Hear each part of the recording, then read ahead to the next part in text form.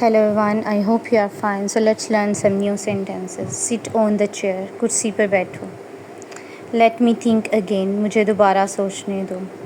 Count to 10. 10 तक गिनो.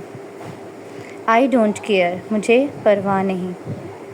Write your name. अपना नाम लिखो. Who is inside? अंदर कौन है? Don't go anywhere. कहीं मत जाना. Let's run. चलो दौड़ते हैं. Don't break it. इसे तोड़ो मत. Don't be afraid. डरो मत.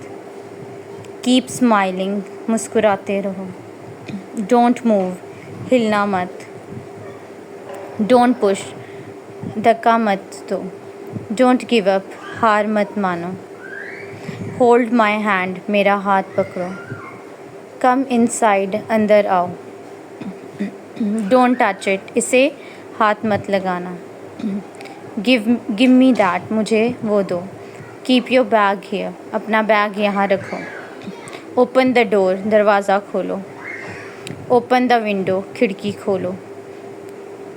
Call me later. बाद में मुझे कॉल कर देना. Who told you this. किसने तुम्हें ये बताया. Do you like this. क्या आपको ये पसंद है. So thank you so much for watching my video. Please subscribe my channel.